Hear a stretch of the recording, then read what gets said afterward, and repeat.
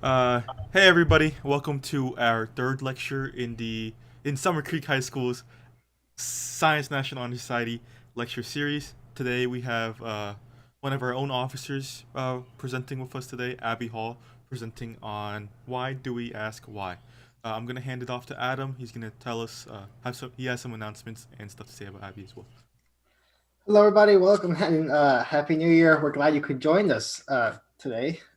As Justin mentioned in our first SNHS lecture for the year, just a few general reminders. Remember, this is a school sanctioned event, so please remember to be respectful and kind in chat to your fellow peers. If you are here as an SNHS member, be sure to type your ID number in chat so we can correctly give you your points. With that being said, today's presenter, Abby Hall, is going to be presenting on why do we ask why. So, Abby, go and get started.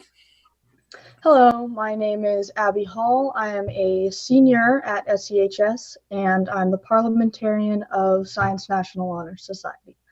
So, why do we ask why? Here's our sections. I'm going to start with just a little intro into why I chose this. Then I'm going to move to the big question, and then I'm going to follow up with why do we have that curiosity? And then with that curiosity, why doesn't it go further? Why don't we try absolutely everything? So, why did I do my presentation over this? God and a 5-year-old. I was driving up to my grandparents' house over Christmas break, and it's an 8-hour drive, which is really long for just no Wi-Fi, no data, because it's in the middle of the country. So I was sitting in the car, staring out the window, and I had this memory of being a little kid sitting in the back on these long drives and just pestering my mom. And I would ask her, something like, why is the sky blue? And then she'd give me an answer, and I would ask why, and she would answer, and I would go why, and she would eventually get back to the same answer as the beginning. And then I'd ask why, and she would go, because God made it that way. And so as a little 5-year-old, I always just wanted to keep asking why, but that would obviously be pushing it after getting that answer. So to slight that's the title of this presentation. So from that memory, I started brainstorming. That was my big plan for the ride, is just figure out what to do this presentation over. And from there, I got the title, Why Do We Ask Why, to slight that memory. And then I actually did the real work for the presentation once I got to my grandparents' house and started doing research and stuff. So intrinsically, why do we ask why? I'm focusing on the nature part of the nature versus nurture debate. Studies generally show that it's a 50-50 divide. 50% of your personality per se is from nature, so genetics, and 50% is from nurture, so your environment. I'll be focusing on the genetics side, but environment certainly plays a role in, how curious you are. I got a study from the Royal Publishing Society, and here's some jargon for you. The bird species Paris major was used in a study that found DRD4 gene polymorphisms were associated with varying levels of novelty-seeking behavior in vertebrates. That's a mouthful, right? So what's novelty-seeking behavior? That's just curiosity, right? Or as the study likes to say, it's early exploratory behavior, which they abbreviate to EEB throughout the study. Polymorphisms. These are mutated alleles that at least 1% of the population has. So they're not standard alleles like, brown hair would be a standard allele, but they're a more common mutation, such as albinism. I believe that's a common polymorphism. And the bird species Paris major. This is a North American bird species commonly known as the great tit. To the right, you see a pair of great tits. A coding region synonymous single nucleotide polymorphism, or SNP830, differed significantly in frequency between birds with high levels of EEB and birds with lower levels. So breaking that down, a coding region is the part of a gene that codes for protein. So that's the three base pairs that will code for a specific amino acid. And a synonymous single nucleotide polymorphism. That's a lot. Okay, so synonymous, and when it's talking about mutations, that's a silent mutation. Single nucleotide, it's only affecting one base pair in the coding region. And then a polymorphism, obviously, that's a common mutation. So it's a silent mutation that only affects one base pair, but it doesn't affect the final protein formation because it's silent. So piecing that together, the frequency of this silent point mutation is associated with varying levels of curiosity behavior in these birds. So SNP 830 can present as two DRD4 alleles, SNP 830C or SNP 830T. So birds selected for SNP for less EEB, which is this slow EEB right here, have more C allele frequencies, right? We see those Cs there. But birds selected for more EEB, or as the study says, fast EEB, have more T allele frequencies right here and right here. However, that's not enough. Why is that not enough to prove correlation? Well, the experiment required taking these birds out of their environment, and then they raised them through 4 generations because they were selecting for that curiosity trait. So then this can have founder's effect or genetic drift making an impact here, because with founder's effect, they're taking these birds and they're starting a new population. So the gene pool is starting from a limited size. And with genetic drift, they're isolating and eliminating a lot of the gene pool by taking out these birds, which can eliminate a lot of the alleles that are available. So what they did to counteract this is they tested on birds not bred for their curiosity. They just took them directly from the wild. And here we see basically what they did with these birds is they gave them a curiosity or EEB score, and then they tested their genotype, right? So among these wild birds, CC alleles generally had this lower EEB score, and those with the CT or the TT alleles had these higher EEB scores. This shows that strong correlation with the selected birds having the low EEB with that CC and the higher EEB with the Ts. It also shows that T is the dominant allele because even with CT, it's got that higher EEB score. So why does nature give us this curiosity? Because curiosity increases adaptability. So think of a kid trying to touch a lit candle, right? They reach out and they touch this small flame and they realize, oh, that's hot, I shouldn't touch it. So then if they were to encounter a fire pit in a later experience, they would know, oh, I shouldn't touch that, it's hot, right? So they're protected in the later experience because they were curious.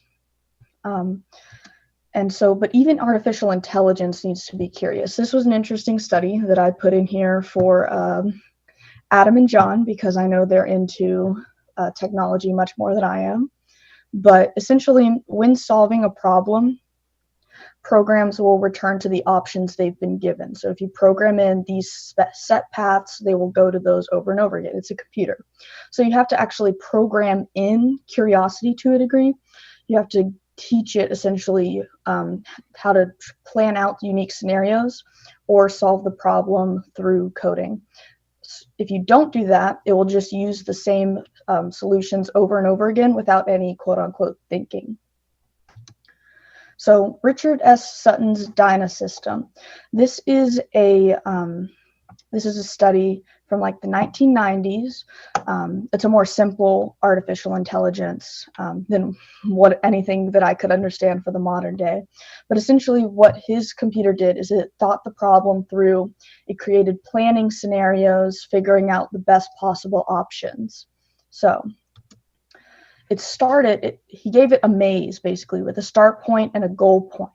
And the most efficient way to get through this maze is through this, and that's 14 steps. So the computer doesn't know the world. It can't see this bird's eye view. It can only just take it like we would if we were going through a maze. So with just trial and error on here, it takes, which is this upper line, it takes about 80 trials for it to get down to those 14 steps. However, if you program in a lot of planning steps and create those hypothetical scenarios, it only takes 1 or 2 trials for it to get to those 14 steps. So this ability to think and ask why and plan out your movements and be curious about your environment enables organisms and AIs to learn and adapt more efficiently than just running at a problem head on. So then why don't we try everything, right? It's clearly proven that it's beneficial for us to try things and be curious. And I mean, we've even evolved that to a degree. So why don't we? Well, a study on walkers versus crawlers for young children shows that walkers fall a lot more, right? That's pretty common knowledge. A kid learning to walk is going to fall a lot. And falling is dangerous, right? You can scrape a knee, bump an elbow. It's not, a perfect scenario learning how to walk. However, as you can see, they fall more, but they travel much, much further. And so even though they fall more, they travel 12.5 meters per fall, whereas crawlers only travel 8.6 meters per fall.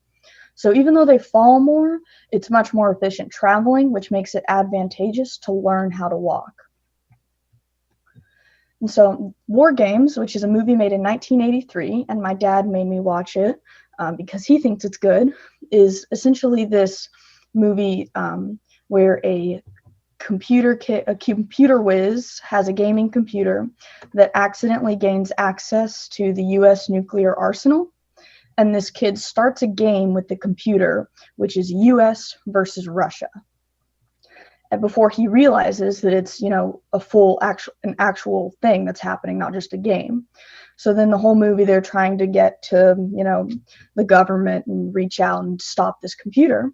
And at the end, he's essentially teaching this computer to ask, why shouldn't I? He gives it those planning steps again. And as you can see here, the answer is mutually assured destruction. If the US or Russia were to launch nukes at the other, it's just going to create a giant explosion of nuclear weapons all over the world. And so the benefits clearly don't outweigh the costs in this scenario.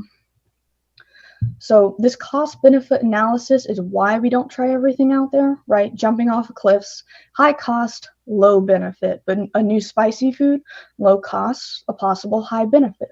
So this curiosity about things we haven't experienced spurs us on, but then we question, those questions of curiosity, and that limits us. So asking why shouldn't we do this is just as beneficial as asking why should we? And thank you. I hope that was interesting. If not, I hope it has at least made you more adaptable. Any questions? Yes. Ladies and gentlemen, if you do have any questions, please do ask them in the chat window at this time.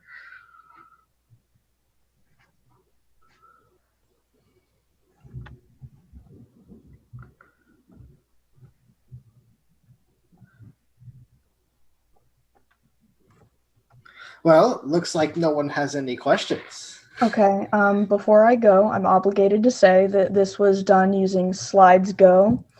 You can basically go to their website and pick out presentation designs like this one with all these very cool images and designs and use that. Yes. Unfortunately, they're not sponsoring us, so we do not get paid to say that. But unfortunately, but they say it's required when you download these things and use them in presentations. So, thank you. Well, if there's no questions, which it looks like there isn't any, thank you so much, Abby, for presenting. Thank you guys for coming to view the lecture. First, please make sure that your ID number is in the chat if you attended, so we can get your points in.